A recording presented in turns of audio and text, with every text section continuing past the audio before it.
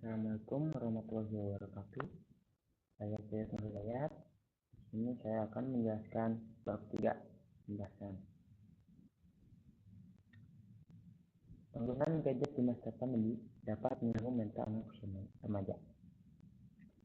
Di masa pandemi, ini penggunaan gadget pada remaja tampaknya menjadi hal yang biasa. Semua ini tidak terlepas dari perkembangan teknologi yang seolah-olah tanpa henti, yang kemudian merubah bagaimana hidup ini berjalan.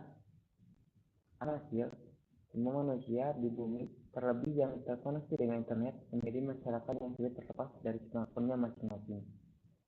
Apalagi teknologi dan internet yang ada juga bisa membantu remaja untuk belajar dan mengerjakan tugas. Namun, kebanyakan di antara mereka kini tidak bisa jauh dari gadget. Gangguan mental karena gadget ini berasal dari kecanduan terhadap gadgetnya. Pada mereka yang sudah dalam tahap mengaktifkan, biasanya akan cenderung mengalami kegelisahan, kurang produktif, dan sulit untuk fokus dalam hal penting karena teralihkan perhatiannya pada layar ponsel. Nah, di sini ada 3 gejala gangguan mental pada mereka yang menggunakan gadget, yaitu sebagai berikut. Yang pertama adalah low anxiety atau gelisah ketika ponsel lowbat. Baterai lowbat memberikan ancaman tersendiri bagi mereka yang kecanduan smartphone.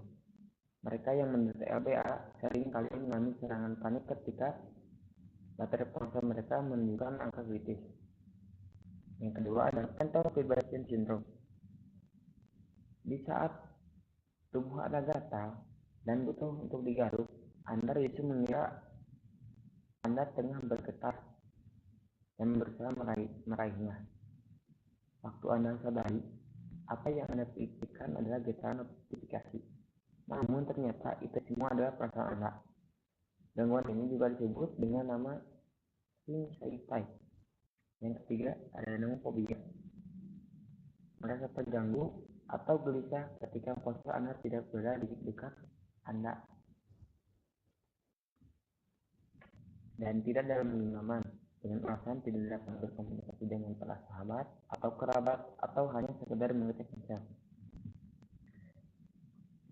Selanjutnya ada dampak pengaruh penggunaan gadget pada usia remaja masa pandemi.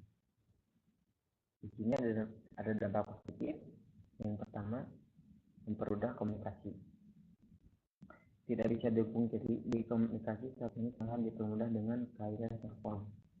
Hal ini juga berlaku dalam dunia pendidikan, di mana komunikasi antar guru, pelajar, orang tua dapat berjalan dengan lebih mudah dan dapat dilakukan secara massal melalui grup yang tersedia di aplikasi komunikasi seperti WhatsApp, Line, atau Telegram.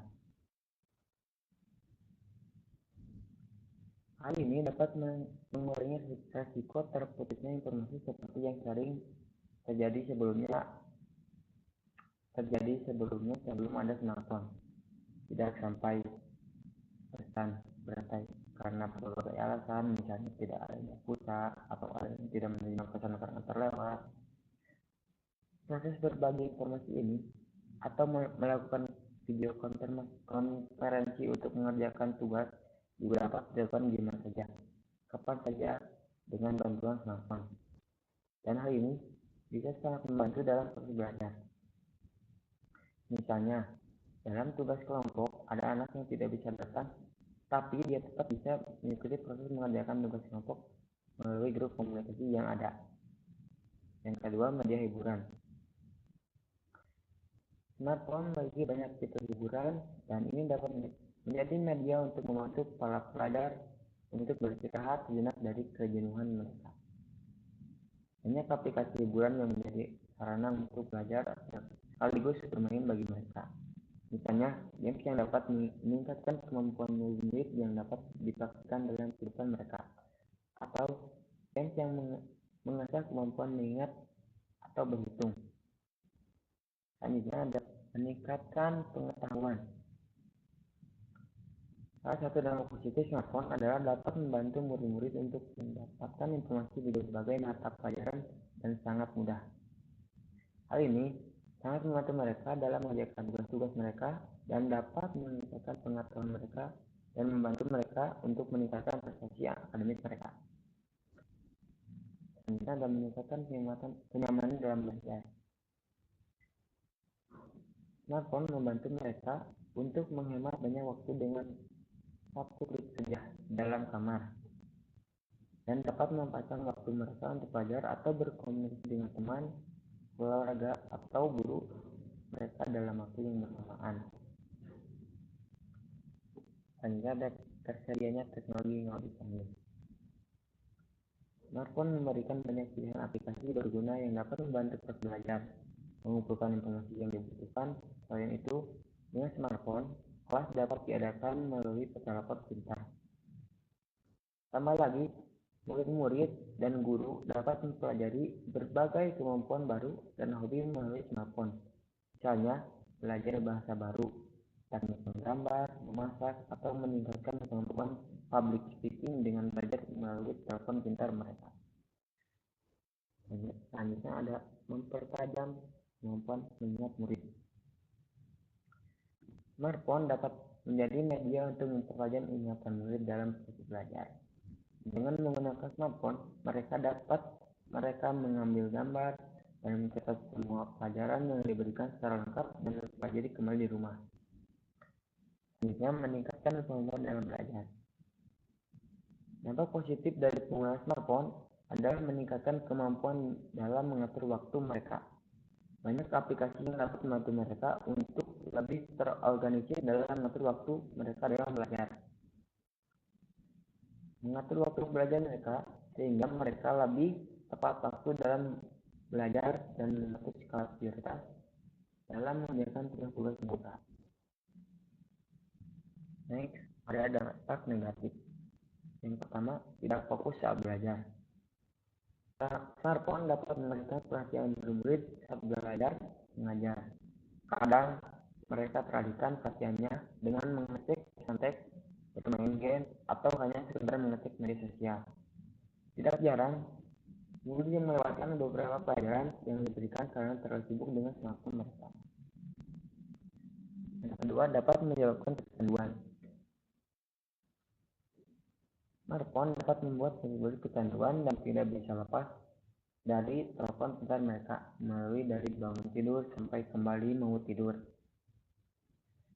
Smartphone menjadi hal pertama yang mereka cari, dan ini membuat suatu tren baru, nomophobia, yaitu ketakutan yang muncul karena seseorang harus berpisah dengan smartphone mereka. Ketakutan tersebut muncul karena sifat candu yang dirasakan oleh para murid. Kecemasan muncul jika mereka kehilangan smartphone, kehabisan baterai, atau tidak ada sinyal yang berdampak kepada proses belajar mereka. Selanjutnya, kurangi interaksi sosial di kehidupan nyata. Dengan munculnya banyak media sosial, membuat murid memperbaharui apa yang terjadi dengan kehidupan mereka melalui smartphone mereka. Hal ini menyebabkan interaksi sosial di kehidupan mereka berkurang. Mereka lebih asik berinteraksi melalui media sosial yang tidak jarang berakibat mengganggu hubungan dengan teman, melalui dan juga mengganggu prestasi akademik karena lebih fokus bermain dengan smartphone mereka. Selanjutnya ada prestasi akademik menurun. Penggunaan smartphone secara tidak tepat dapat menyebabkan prestasi akademik menurun. Salah satu penyebabnya karena mereka tidak mengingat atau menangkap informasi yang diberikan saat proses belajar mengajar karena teralihkan perhatiannya oleh smartphone mereka. Selanjutnya, ada membuat kurang berempati dengan lingkungan sekitar. Untuk orang-orang yang sudah kecanduan dengan smartphone akan cenderung lebih cuek dan kurang berempati dengan apa yang terjadi di sekitar mereka karena sudah asik dengan smartphone mereka. Misalnya, di saat ada acara pertemuan dengan keluarga atau teman-teman, tidak sedikit yang malah asik menunduk dan bermain smartphone ketimbang saling bertukar kabar dan cerita dengan orang-orang yang ada di sekitar mereka. Selanjutnya, meningkatkan level kecemasan dan depresi. Media sosial menjadi media berbagi dan biasanya orang-orang membagikan cerita mereka di sana.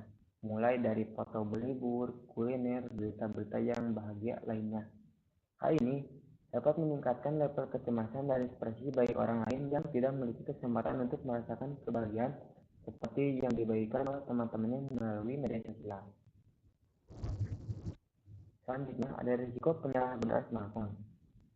Begitu mudahnya mengakses internet melalui smartphone jika disalahgunakan untuk mengakses situs-situs yang tidak seharusnya diakses oleh para pelajar. Misalnya, digunakan untuk mengakses pornografi, dan tidak sedikit kasus pelajar yang melakukan perbuatan tidak senonoh akibat kecanduan pornografi yang diakses dengan mudah melalui smartphone mereka. Selanjutnya, mengganggu kesehatan. Penggunaan smartphone secara berlebihan dapat mengganggu kesehatan penggunanya, misalnya terganggunya kesehatan mata atau kurangnya waktu tidur mereka karena menggunakan smartphone sampai larut malam. Hal ini berpengaruh kepada tingkat konsentrasi murid-murid dan dapat membuat prestasi akademik mereka menurun. Selanjutnya, mengurangi daya tangkap otak dan daya ingat. Smartphone dapat mengakibatkan daya tangkap otak dan daya ingat pada belajar menurun. Hal ini disebabkan karena mereka cenderung mengandalkan smartphone untuk melakukan berbagai hal seperti merekam percakapan, menggunakan mesin pencarian untuk siap apapun yang terjadi yang tidak mereka tahu. Otak tidak dilatih untuk berpikir jika menggunakan smartphone secara terus-menerus. Dalam proses belajar, mereka dan tidak jarang hal ini menyebabkan daya tangkap mereka berkurang. Selanjutnya, tindakan kecurangan. Mudahnya menggunakan smartphone bisa membuka kesempatan bagi murid-murid untuk melakukan tindakan kecurangan saat ujian, baik mencontek dengan akses internet atau berbagi jawaban dengan teman melalui media sosial. Tindakan mencontek bisa terjadi karena murid-murid yang malas belajar akibat terlalu asik bermain dengan smartphone mereka dan membuat mereka malas untuk belajar. Nah, jadi penggunaan gadget di masa pandemi ada sisi positif dan sisi negatifnya. Dan semua itu tergantung pada kebutuhannya. Jadi ada baiknya dan ada buruknya pada penggunaan gadget untuk anak usia remaja. Selanjutnya, cara mengatasi pengaruh penggunaan gadget pada anak usia remaja masa pandemi. Yang pertama, memperbanyak sosialnya dengan teman dan orang-orang terdekat. Karena jika kamu selalu sendiri, maka ujung-ujungnya Anda tidak bisa jauh dari gadget dan tidak bisa jauh dari barang apalagi yang satu ini. Saat kumpul bersama sahabat, coba untuk tidak memegang gadget, apalagi sampai terlalu fokus dengan gadget sehingga melupakan kehadiran sahabat sehingga kehilangan kontak sahabat. Ya, itu salah satu cara mengatasi gadget. Yang kedua, mematikan gadget 30 menit sebelum tidur.